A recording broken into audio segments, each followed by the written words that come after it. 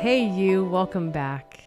In this episode, I'm going to talk more on thought, mostly because this whole podcast of Mind Chalk is about fleeting thoughts. And behind many of my fleeting thoughts, which I just randomly and routinely discuss on these episodes, there's a principle that's backing what I believe thought is. Like I said in the bonus episode, I believe that if people understood thought more, it would alleviate suffering, some suffering.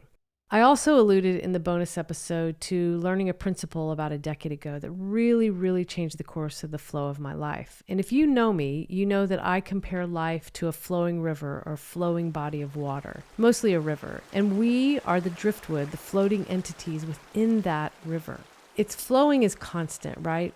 Even when that region of the earth is suffering through a drought, there's always movement in this river.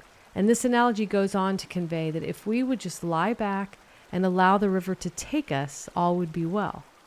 Even when we get stuck in algae or a beaver dam, we can at times feel this way, right?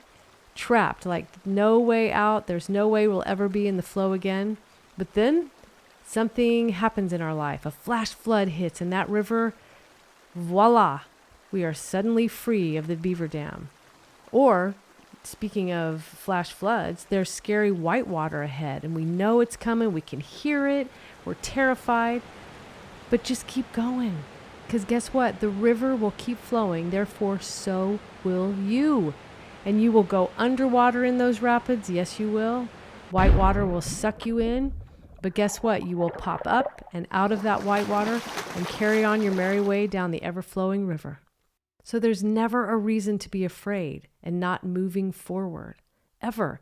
The river will continue flowing, and you, therefore, will as well. So let's move on to thought. Thought is super simple, and I think some of the most important things in life are pretty super simple. So the deconstruction of thought goes like this. You have the greater mind, which in essence is the force of all things, the creative energy that backs every single life form in the world. Humans, animals, plants, anything that's alive, there's a creative force behind it. And really, would anyone challenge that? It's kind of irrefutable. Even science will back it. So mind, let's call it the creative force of all things. Back when it was originally in its original construct and explained to me, it was called mind. But that's a bit confusing to me because we also have our own individual mind.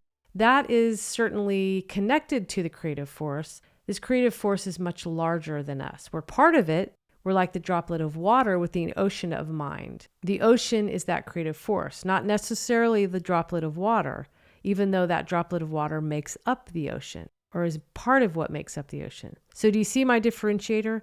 In the ocean as a whole, one cannot look into that ocean and depict the separate droplets of water. So instead of mind, we're going to call it creative force, creative wisdom. So next we have consciousness, and consciousness is where we hang out when we bring a thought to life, right? It's our thought playground where we make thoughts into something. And as the trailer of my podcast conveys, thought is transient. It's not fixed. It's malleable. It isn't even real. Thought goes in, it goes out. We don't always know where thoughts come from. We like to take credit for our thoughts because a great one comes in and lands for us. I don't know if I came up with that thought. I just followed it. I gave it meaning. So let's say the thought comes in. Oh God, it's raining. Today's gonna suck. Okay, well, it's just a thought. Let it go. It's not true. It may be raining. That might be true. But the meaning you gave the rain is not. The thought isn't telling you it's gonna be a sucky day. You've decided it will be. You gave the thought meaning. But I think what we do is we think that thought is telling us something. But the thought is just going, I'm going to float right into your brain. I have no real meaning, but I'm going to see what you come up with. Thoughts probably have a heyday with us. Every once in a while, we'll land on a thought. We'll think we can use it to further a project or further an idea and bring it fully into manifestation. And that's a constructive use of thought. So don't get me wrong, I'm not saying thought is irrelevant. It's just that the meaning we give thought doesn't make that thought any more true. But it makes its capabilities true for us, right? And here's the other thing. Thought is personal. Think about how people protect thought, protect what goes on in their minds because it's sacred, it's secret, it's theirs, it's ours.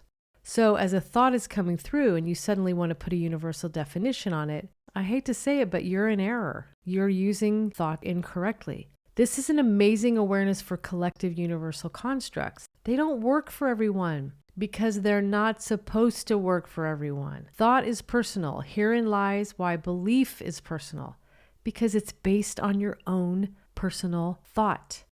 Watch your thoughts. See how they don't mean anything until we put meaning on them.